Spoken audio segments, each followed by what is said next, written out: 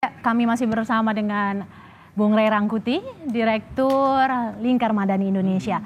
Bung Rey, jadi kalau tadi kursi sudah ada, apa Anda melihat ini ada tanda-tanda Gibran merapat ke Golkar, menjadi kader Golkar? Bagaimana menurut Anda? Apalagi yang mau dijelaskan untuk mengatakan tidak gitu loh. Penjelasan akan jadi itu jauh lebih banyak daripada penjelasan tidak kan.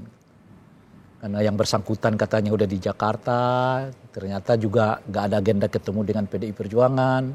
Terus nama Gibran sudah ada di kursi, ya kan. Terus dua narasumber yang diwawancara tadi dengan 80% menyeratkan Gibran gitu. Saya kira nggak ada lagi yang perlu dijelaskan untuk tidak mengatakan bahwa itu ke Gibran, karena tanda-tandanya ke arah sana jauh lebih banyak dibandingkan yang sebaliknya gitu.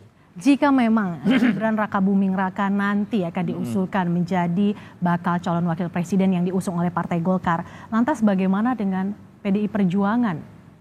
Ya otomatis akan meninggalkan PDI Perjuangan dengan atau tanpa pernyataan Gibran kan. Karena saya tidak tahu gitu. Misalnya kalau yang bersangkutan itu kan harus didukung oleh partai politik kan. Bisa saja dia sifatnya independen, itu sih nggak mungkin.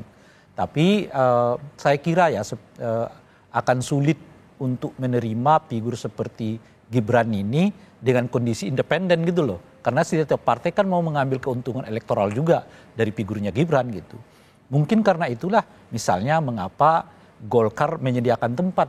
Tadi kan disebutkan ya, bagi Gibran di dalam Rakernas ini, hal yang sama nggak dilakukan oleh Partai Golkar kepada tokoh-tokoh yang lain yang mungkin diusung oleh Golkar, yang kemungkinan gitu. Ya karena mereka mau mengatakan Gibran ini seolah-olah adalah orang yang dekat dengan Golkar, sehingga efek elektoral Gibran itu juga akan berefek kepada Partai Golkar. Maka oleh karena itulah saya mengatakan tentu menjadi kerugian kalau Golkar dibiarkan seperti independen masuk ke ke calon wakil presidennya Pak Prabowo. Artinya Golkar mendapat apa? Dia kan setidaknya harus mendapat elektoral juga dari pencalonan itu. Dan oleh karena itulah mungkin dia harus melihat Gibran harus bagian dari saya.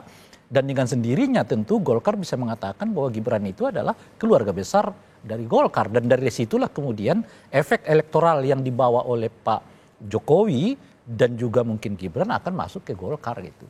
Saya kira itu pertimbangan yang logik. Itu yang jadi pertimbangan. Iya. Tapi artinya harus menjadi kader atau anggota Partai Golkar begitu? Iya, bisa dibuat dengan dua. Pertama bersifat asosiatif seperti Pak Mahfud itu. Kan Pak Mahfud itu kan dibuat asosiasinya dengan P3 padahal bukan anggota P3 kan. Tapi kan misalnya bajunya dia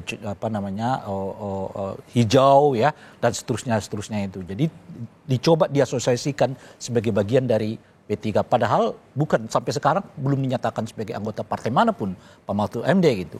Nah mungkin itu pilihan pertama, mungkin juga dibuat seperti itu meskipun mungkin tidak nanti dijadikan sebagai anggota atau apapun statusnya di dalam Partai Golkar, tapi dia harus diasosiasikan sebagai bagian dari keluarga besar Golkar gitu.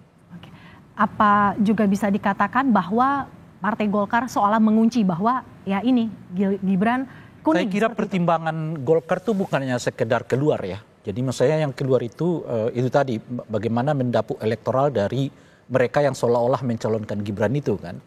Tapi juga ini menurut saya mengunci persoalan di dalam, di internal Partai Golkar gitu. Sebab kan seperti kita ketahui, Rakernas Partai Golkar itu mengamanatkan ketua umum mereka menjadi calon presiden dan setidaknya wakil presiden, dan dua-duanya kayaknya lost kan, mereka nggak bisa mencapai itu. Nah tentu akan ada pertanggungjawaban kinerja kepada seluruh pengurus Partai Golkar nantinya. Nah dengan mengatakan katakanlah dalam ini misalnya Gibran bagian dari Golkar, entah itu sifatnya struktural atau kekeluargaan gitu. Setidaknya bisa menjelaskan bahwa yang sekalipun Airlangga tidak ditetapkan sebagai calon wakil presiden, toh calon wakil presidennya tetap bagian dari keluarga besar Golkar gitu. Itu artinya ke dalam adalah penjelasannya gitu.